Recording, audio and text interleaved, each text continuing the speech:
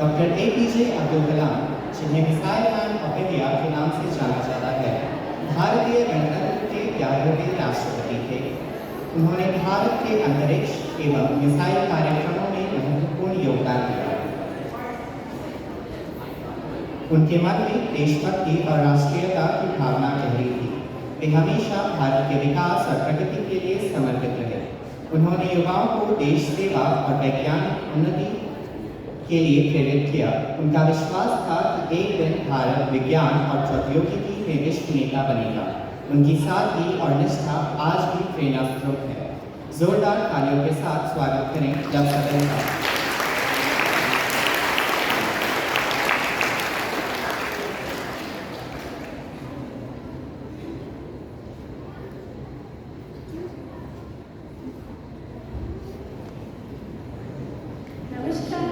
नमस्कार नमस्कार।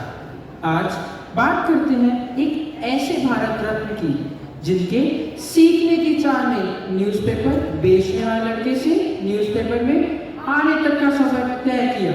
जी हाँ, हम बात कर रहे हैं जो थे देश की जान, the one and only APJ Abdul Kalam. इस सूरज का जन्म 15 अक्टूबर 1931 में रामेश्वरम के एक बहुत ही गरीब मुस्लिम परिवार में हुआ। उनके पिता का काम ठप पड़ने के बाद उनके घर की आर्थिक स्थिति बहुत ही खराब है।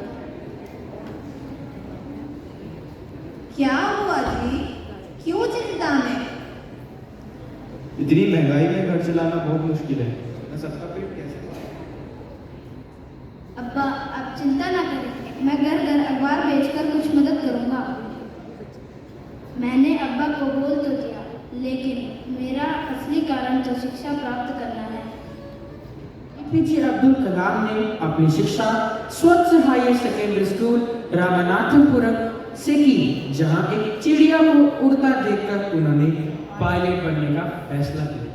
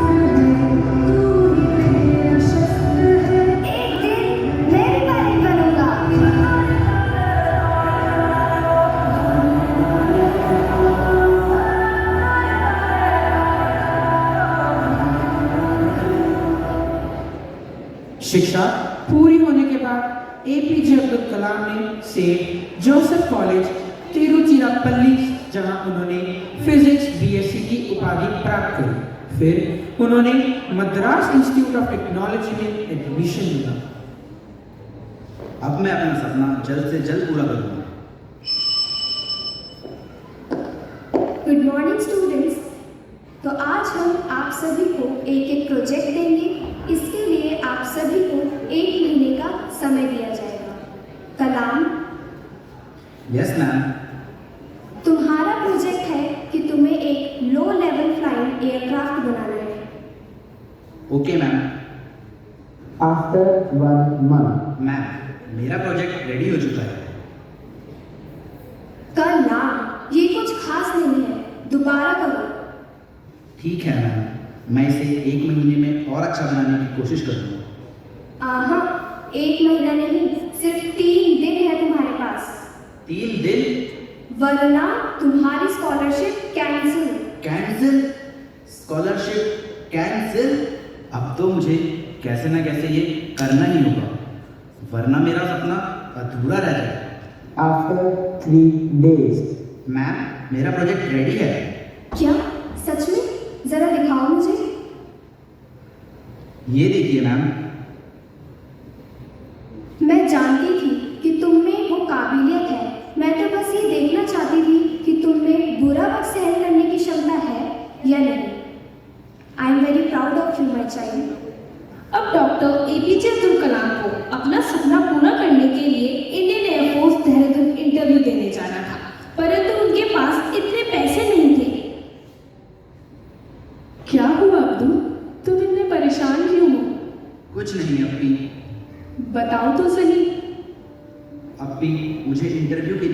देहरादून जाना है, परंतु हमारे घर की स्थिति ऐसी नहीं है कि मैं अब्बू से पैसे मांगकर देहरादून जाऊँ। रुको, मैं अभी आती हूँ। ये लो, इन्हें गिरवी रख लो और इनसे जितने भी पैसे मिले उन्हें लेकर इंटरव्यू के लिए चले जाना। नहीं अप्पी, नहीं, ये आपके हैं, मैं इन्हें नहीं ले सकता। मैं कह रही हूँ ना, ले लो। इस इंटरव्यू में उनका सपना अधूरा रह गया क्योंकि पायलट की सीट केवल 8 थी और उनका स्थान 9। इस वजह से वह इंडियन एयरफोर्स की नौकरी पाने से चूक गए। जेब में बचे कुचे पैसे और हिम्मत के साथ उन्होंने 45 किलोमीटर का सफर तय किया और ऋषिकेश आ पहुंचे और गंगा किनारे बड़े उदासी से बैठ गए। क्या हुआ पुत्र, इतने परेशान क्यों हो? प्रणाम महाराज, मैं अब्दुल कलाम केरल से यहाँ देहरादून एनडीए का इंटरव्यू देने आया था, लेकिन मैं उसमें असफल रहा। घर वापस जाने के पैसे नहीं हैं।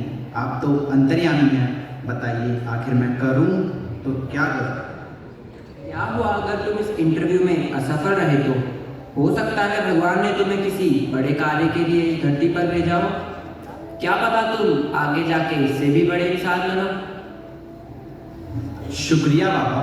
इंडियन एयरफोर्स में सिलेक्शन ना होने के बाद उन्होंने हिम्मत नहीं हारी और 1958 में डीआरडीओ का इंटरव्यू दिया, सेलेक्ट हुए और डीआरडीओ ज्वाइन किया। ज्वाइन करने के कुछ समय बाद उन्होंने इसरो के इंकोसपार प्रोजेक्ट में प्रमोट कर दिया गया, जहां उनका पहला मिशन था इंडिया को सक्सेस दिलाना, यानी इंडिया का पहला रॉकेट की उड़ान भराना।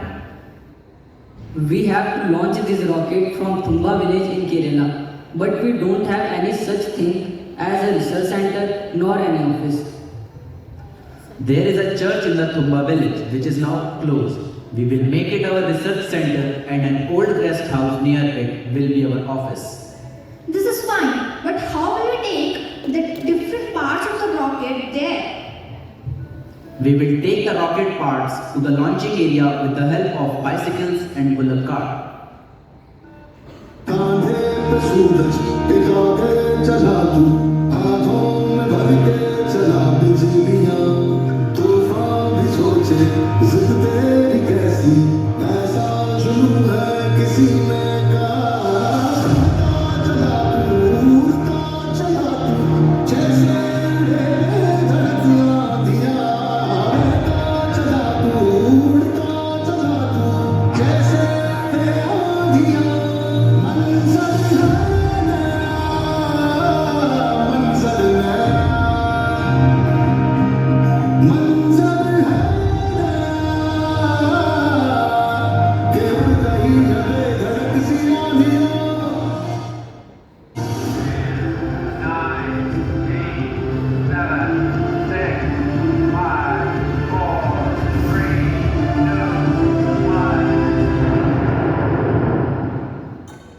इतने मुश्किलों के बाद और 10 साल की मेहनत के बाद लॉन्चिंग हुई, लेकिन कुछ खराबी की वजह से वो रॉकेट पे बंगाल बजा गया। क्या आपने जनता से वसूला हुआ टैक्स का पैसा बे ऑफ बंगाल में डुबो दिया? I am. It's not a game. Failure teaches us the most important lesson of our life. I am proud of my scientists who gave 110% in this project. I promise that we will launch it again and it will be successful. 1 साल की मेहनत के बाद उन्होंने SLV-3 का निर्माण किया और सफल हुए। We are living at the edge of a great opportunity. The challenges are great, but we can't take a step back. Now, don't think anything, just do your work. I promise you that tomorrow the launching of SLV-3 will be successful. 3, 2, 1. Congratulations everyone, we have done it. Sir, how do you feel after the successful launching of SLV-3? ये तुम्हारी सफलता है, अब तुम ही बताओ। Good evening everyone. This is the great opportunity for me to stand before you like this. How do you feel, sir? I am very happy actually. Me, my team, Satish sir, we are very happy about India's first successful launching of SLV3. I am very proud to have a country like India. I am very proud to have a great leader like Satish sir. इस सफलता के बाद उन्होंने कई सालों तक मेहनत की और पृथ्वी, अग्नि, आकाश और नभ जैसी मिसाइलों का निर्माण किया। उन मिसाइलों ने इंडिया को एक मेजर मिलिट्री पावर बना दिया और डॉक्टर एपीजे अब्दुल कलाम का नाम मिसाइल मैन ऑफ इंडिया पड़ गया। Hello, Dr. Kalam. We have been following your work. We want you on our team at NASA. Imagine the innovations we could achieve together. Thank you. But my heart lies here in India. But the resources, the technology, True. But I believe in building a legacy for my country. We heard about the offer from NASA. Why turn it down? I want to inspire young minds here.